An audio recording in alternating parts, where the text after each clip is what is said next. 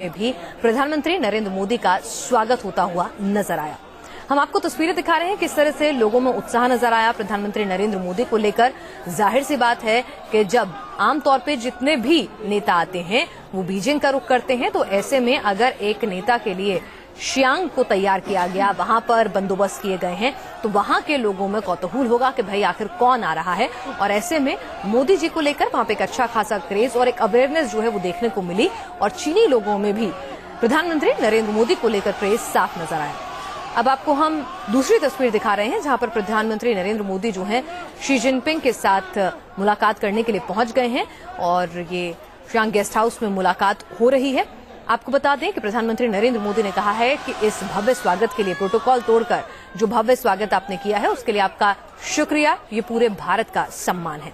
तो तस्वीरें तो बेहद खूबसूरत निकल कर आ रही हैं, एक अच्छी दोस्ती की तस्वीर ये बयां कर रही हैं। लेकिन जरा याद कीजिएगा कि अहमदाबाद में भी जब मोदी जिनपिंग और उनकी पत्नी को झूला झुलाते नजर आ रहे थे तो लग रहा था कि रिश्तों की एक नई इबारत जो है वो लिखी जा रही है, ये दोस्ती वाकई में कुछ कर गुजरेगी। लेकिन दोस्ती ने कुछ किया या नहीं, इतना जरूर खबर आई कि अरुणाचल में उसी वक्त चीन के सैनिकों ने घुसपैठ की कोशिश की थी और शी जिनपिंग आपको बता दें कि बड़े ही मंझे हुए राजनीतिक माने जाते हैं और उनका अच्छा खासा होल्ड जो है वो रखते हैं। वो अपनी आर्मी पर भी एक अच्छा होल्ड रखते हैं और जिस शहर से वो आते हैं वो अपने आप में पॉलिटिकली एक्टिव शहर कहा जाता है। तो ऐसे में अब प्रोटोकॉल तो टूटा है, सम्मान भी बड़ा हुआ है, लेकिन क्या ये सम्मान बड़े समझौतों में तब्दील होगा? क्या कोई बड़ा ब्रेक थ्रू मिलेगा? इस पर सबकी निगाहें टिकी हुई हैं। चीनी प्रतिनिधि मंडल के साथ बैठक के दौरान पीएम मोदी ने सम्मान के लिए किस तरह से आभार जताया, जरा वो भी सुनिए।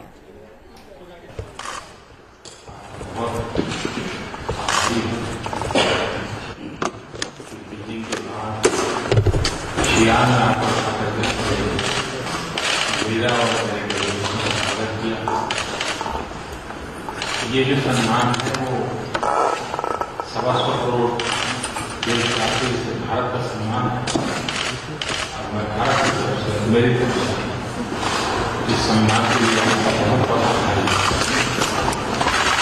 आज सुबह मुझे तारकता हुआ मेमोरियल देखने का अवसर मिला, मुझे बुद्ध टेम्पल जाने का अवसर मिला और मेरा बड़ा स्वाभाविक रहा आज आप गुजरात आए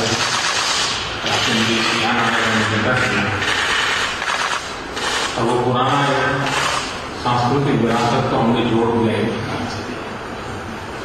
धर्म गुप्ता विनयी राष्ट्रीय बहुत ही खुश है तो यहाँ आए ऐसा करते और यहाँ पर रहकर के उन्होंने यहाँ के समाज के लिए बुद्ध सूत्रों का चीनी में अनुवाद करने का बहुत बड़ा काम किया। उस स्थान पर जाने का मुझे अवसर मिला तो मैं समझता हूँ कि जो स्वागत सम्मान आपने किया है इसके लिए मैं बहुत बहुत चलिए, तो यहाँ पर हमने देखा कि किस तरह से प्रधानमंत्री नरेंद्र मोदी ने कहा कि आपने प्रोटोकॉल तोड़कर जिस तरह से मेहमान नवाजी की, जिस तरह का सम्मान मुझे दिया है वो पूरे देश का सम्मान है, तो मोदी ने आभार जताया है। लेकिन ये जो तस्वीरें सुबह से आ रही हैं, जिस तरह से सब कुछ यहाँ पर नजर आ रहा है, क्या वाकई में रिश्तों की नई इबारत लिखी जा रही है? क्योंकि तस्वीरें तो अहमदाबाद से भी बेहद खूबसूरत आई थी, लेकिन उसके बाद रिश्तों का जो रूपरेखा आगे बढ़ी है वो कहीं ना कहीं अच्छी नहीं कही जा सकती है। हमारे साथ उस पर चर्चा करने के लिए शिवशंकर मुखर्जी इस वक्त जुड़ चुके हैं, पूर्व राजनयिक हैं, टीके राजलक्ष्मी हैं, वरिष्ठ पत्रकार हैं, और हमारे साथ अलका आचार्य जी चीन मामलों की जानकार जो हैं वो जुड़ चुकी हैं। अलका जी, मेरा पहला सवाल आपसे है, जिस तरह से तस्वीरें आ रही हैं कहीं ना कहीं प्रोटोकॉल तोड़कर खुद राष्ट्रपति शी जिनपिंग मिलते हैं, गृह नगर में स्वागत करते हैं, कमोबेश ये तस्वीरें हमने अहमदाबाद में भी देखी थी, लेकिन अहमदाबाद के बाद रिश्तों में कड़वाहट ही आई, गर्माहट नहीं आई। आज कुछ बड़ी उम्मीद हम लगा सकते हैं?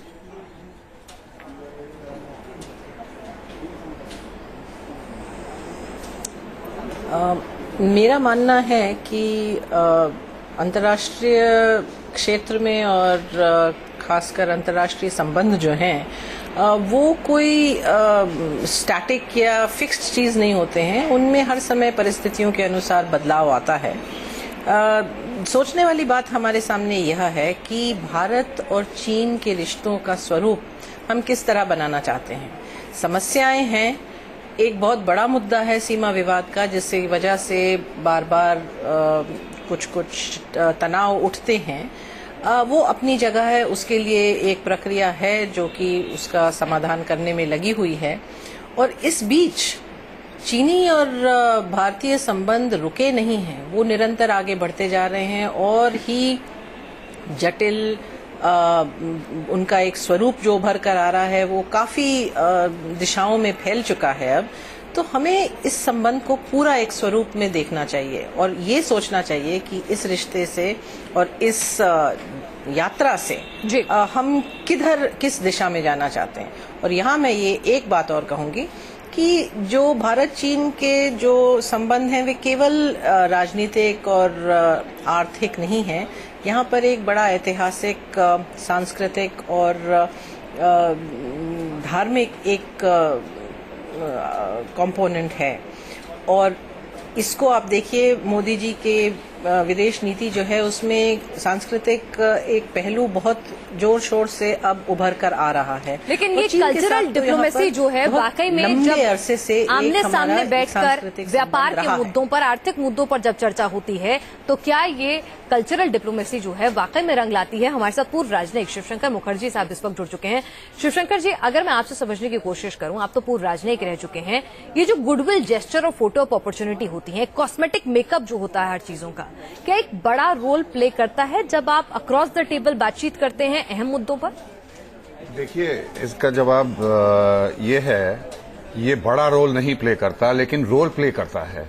इसका जैसे कि इंजन में लुब्रिकेंट्स होते हैं उस तरह का रोल प्ले करता है। ये जो बोनहॉमी है, ये फोटो अपॉर्चुनिटी, प्रोटोकॉल को तोड़ के थोड़ा आगे जाना, इससे ये नहीं कहा जाता है, ये बिल्कुल सही नहीं है कि इसका मतलब है कि बड़े बड़े मुद्दे जो हैं वो इसके वजह से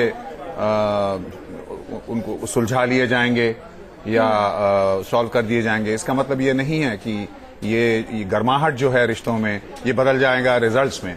लेकिन इसका मतलब ये जरूर है कि दोनों ये जो गर्माहट ये जो दिखा रहे हैं, जो स्वागत कर रहे हैं हमारे प्रधानमंत्री का, वो एक जैसे कहते हैं डिक्लेरेशन ऑफ इंटेंट, वो ये नहीं है कि वो राष्ट्रीय हित संभालेंगे। जी, रिश्तों को तवज्जो दे रहे हैं, अपना दिमाग कम से कम ये कह सकते हैं कि इरादा है बदलने का पॉजिटिव डायरेक्शन में, वो जताते हैं। चलिए, लेकिन चाइना के बारे में कहा जाता है कि वो कहते कुछ है और उनके एक्शन जो है वो कुछ और बयां करते हैं। तो कहीं ना कहीं इस बात को भी हिंदुस्तान हमेशा याद रख के चलना चाहेगा। लेकिन तस्वीरें हम आपको दिखाते हैं कि प्रोटोकॉल तोड़कर प्रधानमंत्री नरेंद्र मोदी से मिलने के लिए जिनपिंग पहुंचे। ठीक उसी तरह से जब भारत यात्रा पर थे जिनपिंग, तो उस दौरान अहमदाबाद में मोदी प्रोटोकॉल तोड़कर उनसे मिलने पहुंचे थे, उन्हें झूला जलाया था। लेकिन साथ ही वो कटु अनुभव भी याद है कि एक तरफ मोदी जो हैं तमाम प्रोटोकॉल को दरकिनार रखते हुए एक मेहमान नवाज के रूप में वहां पर पेश आए थे और एक दोस्ती का हाथ जो है वो आगे बढ़ाया था, या यूं कहें कि बाहें फैलाकर स्वागत किया था जिनपिंग का। और उन तस्वीरों को देख के लगा था कि मोदी सब कुछ करने के लिए तैयार है, क्योंकि चीन को बेहद पसंद करते हैं। चीन हमेशा से उनके लिए एक रोल मॉडल के तौर पर उन्होंने देखा है। 4 बार गुजरात के सीएम के तौर पर भी वो चीन जा चुके हैं, काफी प्रभावित रहे हैं। तो लगा था कि शायद काफी कुछ सीखना चाहते हैं, काफी कुछ लाना चाहते हैं। लेकिन उसी वक्त पे अरुणाचल की तरफ से जो घुसपैठ हुई थी, और ऐसा नहीं है कि जिनपिंग जिस कद क्या जो कुव्वत रखते हैं, जिस तरह से उनका अपनी आर्मी के ऊपर भी एक अच्छा बड़ा होल्ड है, तो उसको देखते हुए कि वो सबसे अनजान थे ये भी नहीं कहा जा सकता है। तो ऐसे में सवाल यही है कि प्रोटोकॉल तो आज भी टूटा है, लेकिन क्या विश्वास बना रहेगा? क्योंकि पिछली बार विश्वास कहीं ना कहीं टूटा था। हमारे साथ राजलक्ष्मी भी जुड़ी हुई। राजलक्ष्मी, अगर हम बात करें यहाँ पर जिस तरह से आचार्य जी कह रही थी कि कहीं ना कहीं सांस्कृतिक तौर पे जो हम जुड़े हुए हैं वो भी एक अहम रोल प्ले करता है, लेकिन यहाँ बात इकोनॉमिक इंटीग्रेशन की है, आर्थिक मुद्दों की है, जहां पर हम एक बड़ा ट्रेड डेफिसिट देखते हैं। लगभग $47 अरब का ट्रेड डेफिसिट जो है वो हम देखने को मिलता है। तो ऐसे में एक तरफा व्यापार और हिंदुस्तान ग्राहक बनकर कब तक रिश्ते ढोता रहेगा? देखिए, ऐसा है कि जो भी ट्रेड के अगर ट्रेड का मसला हो या सांस्कृतिक मसला हो, उसमें मतलब बातचीत करके ही आगे हम जो है प्रोसीड कर सकते हैं। पर अगर हम जो है बार बार जो इतिहास में हुआ, चाहे वो 62 का हो या अभी भी जो जो इनकर्शंस की बात हुई, मतलब पिछले बार जब प्रेसिडेंट जी आए थे, तो अगर हम जो है बार बार उन चीजों का अगर हम मतलब अगर हम उदाहरण जो देते रहे तो फिर डिप्लोमेसी तो कभी आगे नहीं बढ़ पाएगी। और जहां तक वास्तविक जमीनी हकीकत है उसमें अगर देखा जाए तो अभी मैं एक आर्टिकल पढ़ रही थी, उसमें साफ तौर से लिखा हुआ था कि जो है 1949 से जो है चाइना ने 17 बॉर्डर डिस्प्यूट्स उन्होंने सॉल्व किए हैं और उसमें जो है 15 बॉर्डर डिस्प्यूट्स जमीन के साथ जो है जुड़े हुए थे। तो और उसके बाद चीन की तरफ से जो स्टेटमेंट्स आए, प्रेसिडेंट जी की तरफ से जो स्टेटमेंट्स आए कि फ्रेंडली कंसल्टेशन तो हम चाहते हैं, हाँ, और बॉर्डर क्वेश्चन को हम एक अर्ली डेट पर सॉल्व करना चाहते हैं। तो ये सारी चीजें एक प्रोग्रेसिव एटीट्यूड की चलिए, आप दिशा में सही बढ़ रहे हैं, जो बात अलका आचार्य ने भी कही है। और Alka ji director institute of Chinese affair से जुड़ी हुई हैं। अलका जी, मैं आपसे समझना चाहूंगी कि यहाँ पर आज जो एक तरफा व्यापार होता था, हिंदुस्तान एक ग्राहक के तौर पर इस्तेमाल होता था, क्या उसमें अब बदलाव की स्थिति उत्पन्न होने की संभावना आपको नजर आती है? क्योंकि चीन में जिस तरह से जमीन के दाम जो है वो आसमान छू रहे हैं और साथ ही साथ वहां पर लेबर जो कॉस्ट है वो भी बढ़ गई है, तो ऐसे में अगर दुनिया का सप्लायर चीन को बने रहना है सस्ती दरों पर, तो उसे हिंदुस्तान का रुख करना ही होगा।